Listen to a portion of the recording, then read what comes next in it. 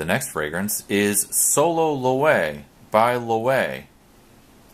It was released in 2004, and I would classify it as a citrus aromatic. This is a Spanish house that's more well known in Europe. However, you can source this fragrance and many of the fragrances from this house through American discounters. This one starts out artificially mentholated. It's a quite bracing, sharp start. That mentholated feel only lasts about 10 seconds. It opens up with a zesty, spicy orange hue. It's still quite hesperitic. And there's a lavender note that's hovering around in the background that's also sharp. After about 15-20 minutes, the opening loses the lavender note, and it still maintains this hesperitic orange hue. There are some other subtle nuances that join in, and that's a smoky, dry thyme and a green aromatic rosemary. Going on in all of this is a very prominent soapy aldehyde note. So you get this ambery orange hue with subtle spices all over a soapy aldehyde backbone. There's a pink pepper note in here that adds a sparkling, sweet freshness. This is the majority of the fragrance that you're going to get, is an ambery orange feel with a soapy texture to it. Once it dries down, it maintains that ambery orange spice feel, and it begins to get more tea-like. So it's always going to be soapy and smooth the whole way through.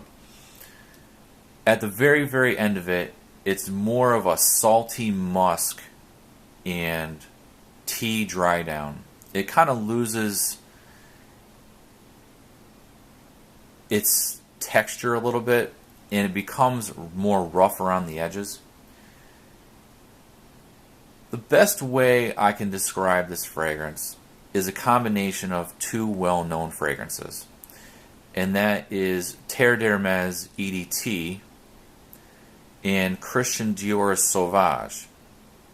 So it has a lot of the orange aromatic feel of Terre d'Hermès, especially in its opening and mid.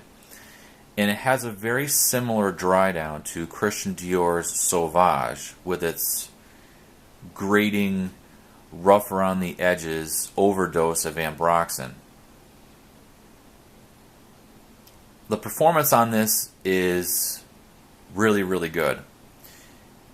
It's not a big projecting fragrance, but its tenacity and persistence is really up there. I've sampled this and I've taken a shower, and the dry down of this persists beyond a shower. So if it's a fragrance that you like and you like persistent fragrances, then it's probably a really good signature scent for you. If you're sampling it and you don't like it, it's going to be very difficult to get off. So definitely sample with caution. You know, take it easy the first couple times you try it. Overall, I'm not that big of a fan of this fragrance because of where it leads to with the dry down. It has an interesting open and a pretty interesting middle part of the fragrance, but it really loses its framework by the end. And I'm not a real big fan of these salty ambroxan dry downs, and this one is very, very prominent with that. If you've tried this one, let me know what you think about it. You know, don't take my word for it. Sample it for yourself. It's a decent fragrance. I think if you like those citrus aromatics, it's certainly one to look at. Thanks for watching, and stay tuned for more.